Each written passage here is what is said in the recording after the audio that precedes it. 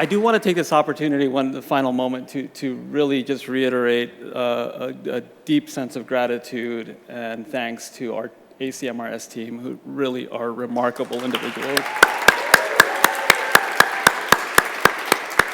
Thank you so much. Before I deliver my closing remarks, as you know, we had two participants who weren't able to travel here, Joshua Mangle and Farah Kareem Cooper. Both of them, just kind of gutted by the fact that they couldn't make it because of the weather. Impending weather would prevent their return on time, and they had obligations. Farah reached out to me and asked if I could read something on her behalf, which she planned to read while she was here. And it's a tribute to Ayanna Thompson. I might have to stand up here and be like, I'm just a guy who cries. So I'm going to try to keep it together here. There are very few people in our lives who can see through all the exterior construct, our performances, our multiple identities. They see instead what's at your core. Some call it our divine self. So when these people in your life say they love you, they mean it profoundly because they see you, the actual you, the parts you don't always see yourself or that you refuse to look at. I have been blessed in my life to have a handful of those people. In the last few years, I have lost 3 of them. I probably only have a couple left. Still, how blessed am I to have had it at all? One of them is here. She is utterly and truly my deepest heartmate, the repository of all my heinousness and the best in me. You're tuning in late. This is Farah Kareem Cooper, by the way. She keeps all my sad and sorry secrets locked in the vault of our friendship. My husband almost envies the guttural laughs only she can draw out of me. She cheers me on when I'm in need of someone's faith, and she isn't afraid to tell me when I am being, to quote her, a crazy bitch. She is my best friend, and last year we almost lost her. Had we done so, it would have ended me. At times, I wasn't enough for her when she needed me to be more. It is fitting that this symposium is about love, because despite my imperfections in expressing it, I will love her forever.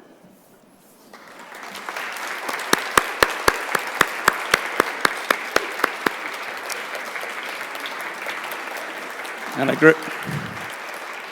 I think Farah is tuning in, so a great thanks for upstaging me in these final moments, Farah.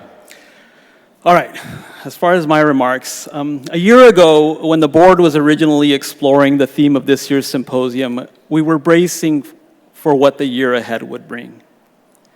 We all know the answer to that now, and obviously, it has been a tough year. Back then, we had landed on the theme of disobedience, after considering other themes that would convey some form of resistance. It was all understandable in that moment because of the anticipatory capitulation we were witnessing through an array of people and institutions. But as time passed, it felt fraught. At that point, Ayanna was in the thick of her cancer treatment. She's cancer-free now.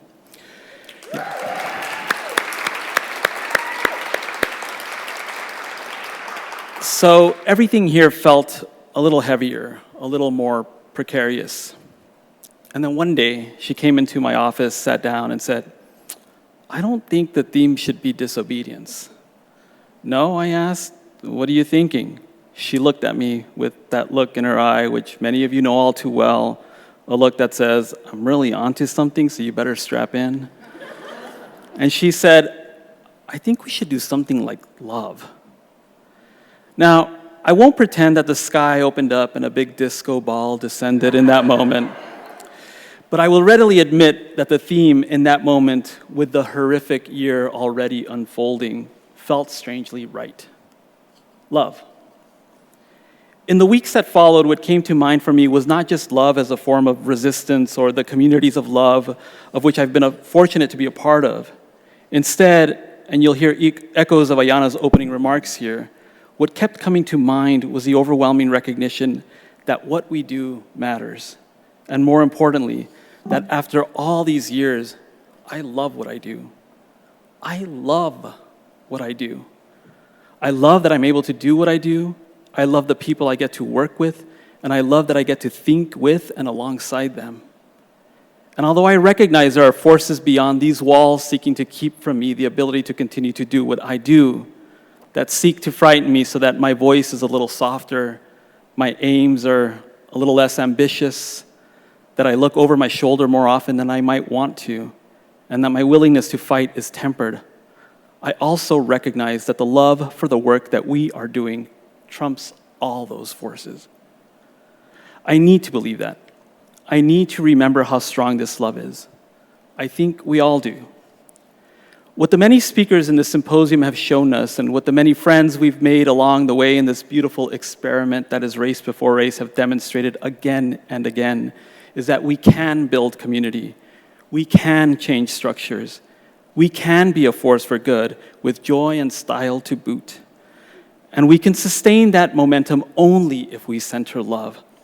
So no, the sky didn't open up with refractions from a disco ball, but things did make sense in a different way. Leave it to Ayana. What this year's symposium has also illustrated for us, so, are the many complexities surrounding the idea of love then and now. It isn't flattened out. It is big. It is messy. It can be used to justify horrific actions in both the domestic and public spheres. It can hurt you. It can save you. It can spark a movement. What we see is how we can love from the margins. We can adopt an ethics of love. We can indeed love ourselves even if we work within institutions and nations and among a citizenry that might not love us back. To quote Bruce Springsteen, our love is bigger than a Honda. It's bigger than a Subaru. It's as big as a pink Cadillac. Unfortunately for you, my training makes it so that everything eventually comes back to Shakespeare. I'll do it tangentially here, though. In exploring how he ultimately came to appreciate Shakespeare, as D'Aris has explored in her brilliant talk, James Baldwin writes, "The greatest poet in the English language found his poetry where poetry is found, in the lives of the people. He could have done this only through love, by knowing, which is not the same as understanding, that whatever was happening to anyone was happening to him." Baldwin tried to teach us this during a truly terrible time in our nation's history, and yet he centered love. He knew that registering the power of empathy is critical. Love is critical. There's no doubt that we find ourselves in a pivotal moment in history, but what I've seen this weekend is not a lot of hand-wringing and desperation. It's a nice break from the doom scrolling to which we all so often succumb, and I might just be projecting here. What I witnessed this weekend was laughter, joy, and a thoughtful exploration into the way the work we do matters deeply.